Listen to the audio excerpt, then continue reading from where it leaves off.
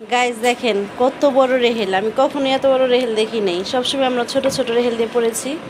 এখন আমার ছেলে মাদ্রাসায় হচ্ছে সব ছাত্ররা বড় বড়টা ইউজ করে, এখন ও বড়টা ইউজ করবে। এত ওজন, এত ওজন, মানে এটা ও কিভাবে হ্যান্ডেল করবে আল্লাহ জানে। আর দেখতেও খুব সুন্দর, অনেক হেভি, মোটা। এটার জন্য আজকে কি যে কান্নাকাটি করলো সন্ধ্যায়, বলছে যে ওর পাপা এনে দিবে। খুলো। সন্ধ্যাবেলা অনেক কান্নাকাটি করছে বুঝছেন, কান্নাকাটি করে তারপর মাদ্রাসায় গেছে। ওর পাপা চলে গেছে নামাজে, বলছে যে রাত এনে দিবে, এজন্য অনেক কান্নাকাটি করছে। এখন এটার ভাঙবা না, ওর ছিল একটা কিন্তু এটা ভেঙে ফেলছে, কিন্তু এটা হচ্ছে আবার নতুন আনলো আজকে। আসসালামু আলাইকুম, সবাই কেমন আছেন? আশা করছি যে যেখানে আছেন ভালো আছেন। আলহামদুলিল্লাহ আমরাও ভালো আছি। এই তো সকাল সকাল নেহানে পাপাকেও বিদায় দিলাম। রাতে একটা সংবাদ শুনছি, পর থেকে মনটা মানে অনেক ছটফট, অনেকই খারাপ লাগতেছে। ভাবলাম এখন ঘর গোছাচ্ছিলাম, নেহানে পাপাকে বিদায় দিয়ে ভাবলাম একটু ভিডিওতে একটু শেয়ার করি যে কি হয়েছে। গতকালকে রাতের বেলা হচ্ছে কয়টা 11:30 বাজে হবে। নেহানে পাপা হচ্ছে, আমি এমনি টিভি দেখতেছিলাম, নেহানে পাপা মোবাইলে হচ্ছে দেখলাম আমার চাচাতো ভাইয়ের সাথে কথা বলতেছে। তো কথা বলতে বলতে হচ্ছে আমি আর খেয়াল করিনি, ও বলতেছে যে জানাজা কখন। মানে আমার কলিজাটা এমনভাবে মোচড় দিছে যে আমার ভাইকে কি বলতেছে জানাজা কখন, কে মারা গেল। সাথে সাথে ঘুরে জিজ্ঞেস করলাম যে কি ব্যাপার, কে মারা গেছে। বলতেছে যে আন্টির দেবর। মানে হয়েছে কি, আমার চাচাতো ভাইয়ের সাথে কথা বলার পর ওর আরেকটা কল আসছে, ওর আন্টি কল দিছিল। তো আন্টির দেবর হচ্ছে আজকে 7-8 মাস হবে আনুমানিক, যে স্ট্রোক করেছিল। তো স্ট্রোক করার পর বাম সাইডটা হচ্ছে প্যারালাইজ হয়ে গেছিলো।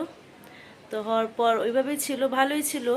কিছুদিন আগে হচ্ছে আমার শাশুড়িকে দেখতে চেয়েছিল, তো আমার শাশুড়ি দেখেও আসছে। তো বলছে যে হ্যাঁ মোটামুটি ভালোই আছে, আর এমনি আর কোনো সমস্যা নেই। স্ট্রোক করার পর হচ্ছে মানুষ যেভাবে থাকে সেরকমই আছে। তারপরে কিছুদিন আগে আমরা শুনি কি রাতের বেলা হঠাৎ, বেশি দিন নেই, যে 3-4 দিন হবে, হাসপাতালে মনে হয় 3-4 দিন ভর্তি ছিল। তারপরে হচ্ছে আজকে মারা গেল। মানে হয়েছে কি, বাসায় থাকতেই মানে অজ্ঞান হয়ে গেছিল, হাত পাও একদম ছেড়ে দিছে। তো এই অজ্ঞানের মধ্যে আর হুঁশেই আসে নাই, হাসপাতালে ভর্তি ছিল 3-4 দিন। তারপরে কালকে রাতেই মারা গেল। তো শুনে খবরটা এত খারাপ লাগছে, খারাপ লাগছে মানে দেখছি ওনাকে, দেখছি ওনার সাথে কথাও বলছি আগে। এখন অনেক বছর যাবত দেখা হয় না, কিন্তু তারপর আমার শাশুড়ি কয়েকদিন আগে দেখতে গিয়েছিল। তো সেটাই বললাম, আমার শাশুড়িকে ওই আঙ্কেলই দেখতে চেয়েছে, যে আমার আন্টির দেবর। তো আন্টিকে বলছে যে ভাবি আপনার বড় বোনকে আসতে বললেন, অনেকদিন যাবত দেখি না। আবার আমার শ্বশুর স্ট্রোকের রোগী ছিল, তো ভালো মন্দ স্ট্রোকের ব্যাপারে জিজ্ঞেস টিজ্ঞেস করবে। তো আমার শাশুড়ি গিয়ে দেখে আসছিল। তো তখন যদি না যেত, এখন হচ্ছে অনেক আফসোস লাগতো মনের ভিতরে, যে দেখতে চাইছে গেলাম না। কিন্তু আল্লাহ রহমত যে দেখে আসছে, মনের মধ্যে এই আফসোসটাও থাকবে না। আর কথা হচ্ছে যে ওনারা 5টা ভাই, 5টা ভাইয়ের মধ্যে উনি 5 নাম্বার, উনি সবার আগে মারা গেল। এটাই হচ্ছে মানে আরও বেশি খারাপ লাগতেছে। একটা ছেলে আছে 3-4 বছরের মনে হয় হবে বয়স, ছেলেটা তো আছেই। এখন ছেলের বড় হওয়াটাও তো বাবা দেখতে পারলো না। আর অনেক দিন যাবতই অসুস্থ, প্রায় 7-8 মাস যাবত স্ট্রোকের রোগী হয়ে আছে। তো হায়াত তার এই পর্যন্তই ছিল। আসলে কি, মৃত্যু তো আছেই, এটা আমরা জানি, মৃত্যু কোনো বয়স লাগে না। কিন্তু তারপরেও আমরা তো মানুষ, তো খারাপ তো লাগবেই। আর বিশেষ করে আত্মীয় স্বজন মারা গেলে কিন্তু অনেক বেশি খারাপ লাগে। আঙ্কেলের মারা যাওয়ার কথা শুনে হচ্ছে আমার চাচুর মৃত্যুর কথা আমার মনে পড়ে গেছে। আমার আব্বুরা হচ্ছে 6 ভাই, 6 ভাইয়ের মধ্যে হচ্ছে আমার 5 নাম্বার চাচু সবার আগে মারা গেছে। তো ওই যে ওই কথাটি মনে পড়ে গেছে, যে এতগুলো থাকতে যে সবার আগে যে ছোটগুলি মারা যায়, তখন কিন্তু বিষয়টা খুব মানে বুকের মধ্যে লাগে, তাই না? তারপর আমার ওই 5 নাম্বার চাচু যখন মারা গেছে, আমার চাচাতো ভাই বোনগুলো সবাই 3জন, ছোট ছোট। আর তারপর আবার আমার 5 বছর পর আমার বড় চাচু, যেটা বড় আব্বু যাকে বলতাম, ওই বড় আব্বু মারা গেছে। বড় আব্বু মারা যাওয়াটাও মানে সবার বড় ছিল, তারপরেও হচ্ছে আপনার ওইরকম মানে মানতে খুব কষ্ট হয়েছে। কারণ হচ্ছে একদম সুস্থ সবল ছিল, যে হাঁটা চলাফেরা মধ্যে মারা গেছে, বাজারে গেছে, আসছে, আমার বড় মার সাথে কথা বলছে, নাস্তা করছে, তারপরে হচ্ছে মারা গেছে। হার্টের সমস্যা ছিল।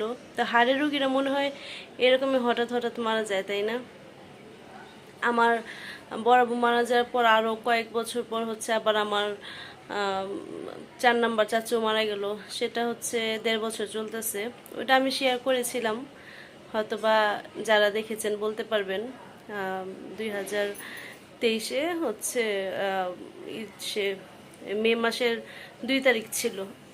এই মে মাসে হচ্ছে 2 তারিখে 1 বছর হইল আর কি। 1.5 বছর হয়নি, 1 বছর গিয়ে হচ্ছে যে জুন মাস গেল, 1 বছর 1 মাস গেল আর কি।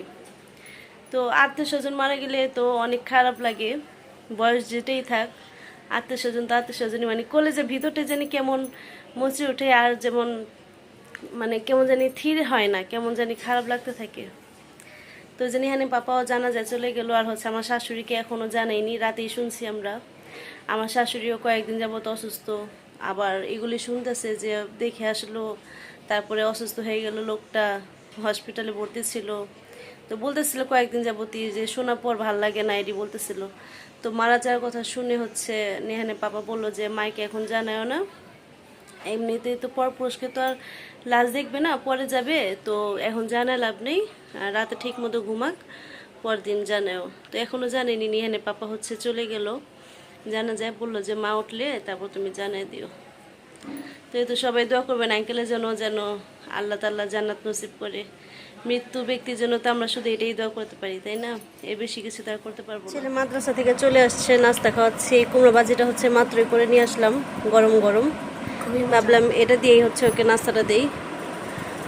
অনেক লেট হয়ে গেছে আজকে, মাদ্রাসা থেকে আস্তে আস্তে দেরি করে নাকি ছুটি দিছে, 12:30 বাজে। এমনিতে হচ্ছে 12টায় ছুটি হয়।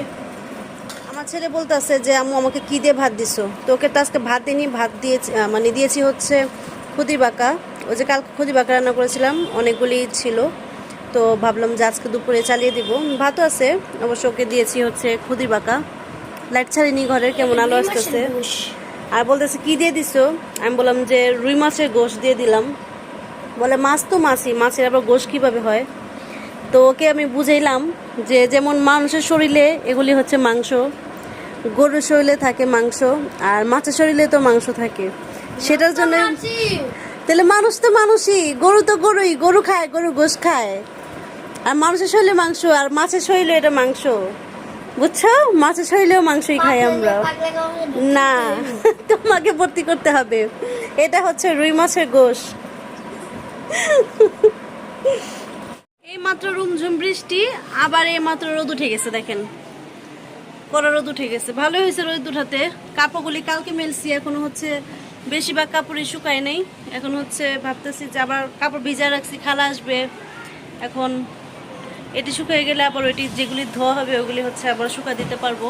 মাদ্রাসায় পাঠিয়ে দিলাম। আর মন খারাপ নিয়ে সকাল থেকে হচ্ছে টুকটাক করে কাজ করতেছি, রান্না বান্না করলাম।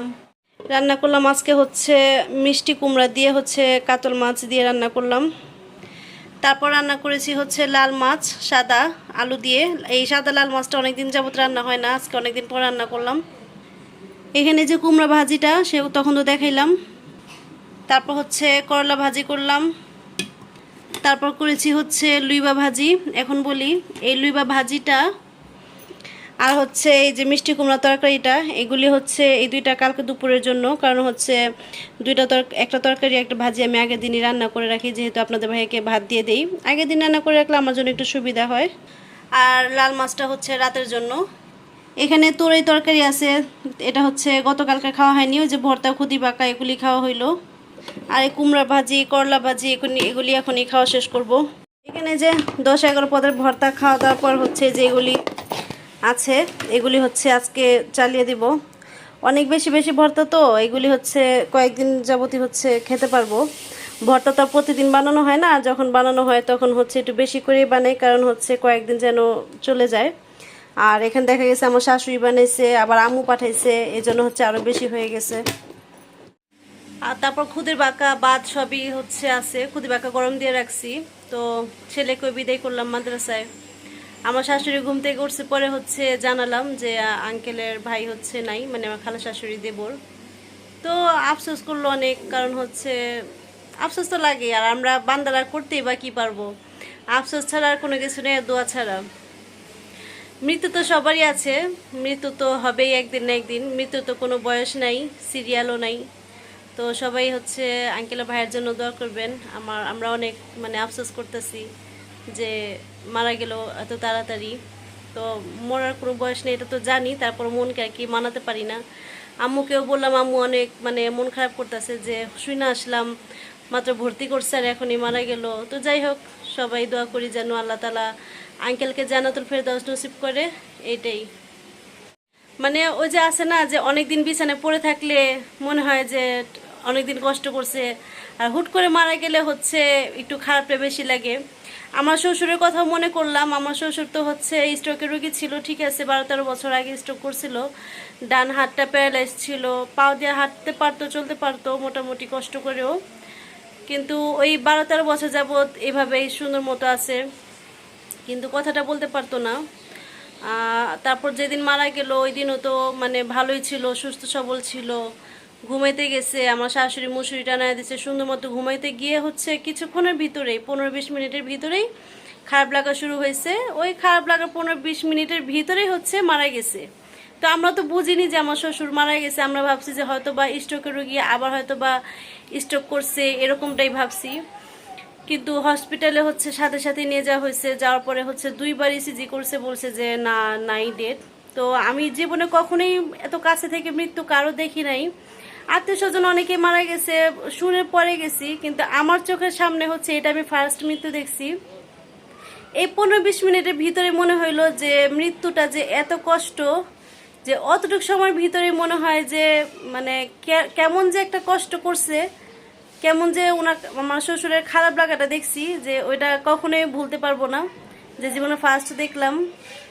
তো সেটাই আল্লাহর কাছে দোয়া করি, আল্লাহ মৃত্যু স্বাদ তো সবারই গ্রহণ করতে হবে, কলেমা সহিত আর হচ্ছে ইমানের সহিত যেন আমরা মৃত্যুবরণ করতে পারি, এটাই। বিকাল থেকে হঠাৎ শরীরটা অসুস্থ লাগতেছে আমার কাছে, কেমন জানি বুকে পিঠে ব্যথা করতেছে, তার মধ্যে ক্লিয়ারভাবে শ্বাস নিতে পারতেছি না, শরীরটা একদম কেমন জানি লাগতেছে। আসরের আগে দিয়ে ঘুমিয়ে পড়ছিলাম, আর আমার ছেলে আসছে হচ্ছে আসরের নামাজের পর, ওকে হচ্ছে আজকে আর সন্ধ্যায় মাদ্রাসায় দেয়নি। আমাদের বাসার নিচের অবস্থাটা এতই খারাপ আছে কয়েকদিন যাবৎ, মানে রাস্তাঘাট তো সব ভাঙ্গায়, অনেক কষ্ট করে মাদ্রাসা যেতে হয়, তার মধ্যে আবার আজকে 2 দিন যাবৎ বৃষ্টির কারণে একদম মানে খুবই খারাপ অবস্থা, ময়লা পানি টানি দিয়ে খুবই খারাপ অবস্থা। তো ওর দাদু ওকে দুপুরে দিয়ে আসছে, বলতেছে যে সন্ধ্যায় দিও না, এই খারাপ অবস্থায় আসা যাওয়া, বারবার ধোয়া ধুই করতে হয়, ওর সব জুতা কাপড় চোপড় সবই যতবার মাদ্রাসা যাওয়া আসা করতেছে ধুইতে দিয়ে দিচ্ছি, এরকম একটা অবস্থা। তো সন্ধ্যায় দিইনি, সকালে যেহেতু উঠছে ভাবলাম যে একটু শুয়ে থাক, ঘুমাইছে কিন্তু শান্তি নেই, বারবার খালি উঠে যায়, বারবার উঠে যায়, ঘুমানোর অভ্যাসটা এই সময় ছুটে গেছে, অনেকদিন যাবৎ ঘুম আসে না, মাদ্রাসায় থাকে। তো আজকে ঘুম আসছে ঠিকই, কিন্তু শান্তি নেই, বারবার বলতেছে যে ঘুমাও ঘুমাও। আজকে নিহানের পাপা, নিহান হচ্ছে নিহারি খাচ্ছে খাসির, এটা হচ্ছে ওরা আজকে রাতে ডিনার করবে, আমরা খাবো না অবশ্য, আমরা হচ্ছে ভাত খাবো, কারণ খাসির নিহারি আমার পছন্দ না। ওরা হচ্ছে নিহারি খেয়ে নিলে এখন আমরা রাতে ডিনারটা শেষ করব, তার আগে হচ্ছে ভাবতেছি ভিডিওটা শেষ করে নেই। আজকের ভিডিওতে আমার কথাই বেশি ইমোশনাল কথাবার্তা, তো জানি অনেকের কাছে ভালো লাগবে, আর অনেকের কাছে ভালো নাও লাগতে পারে, যাদের কাছে ভালো না লাগবে ইগনোর করবেন। আর যদি ভিডিওটা কোনো অংশে ভালো লেগে থাকে তাহলে হচ্ছে একটা করে লাইক দিয়ে দিবেন, আর কমেন্টে হচ্ছে অবশ্যই জানাবেন। আর আজকে ভিডিওটা এই পর্যন্তই, সবাই ভালো থাকবেন, সুস্থ থাকবেন, আমার ব্লগের সাথে থাকবেন। দেখা হচ্ছে নতুন কোনো ভিডিওতে, নতুন কোনো দিনে। আসসালামু আলাইকুম।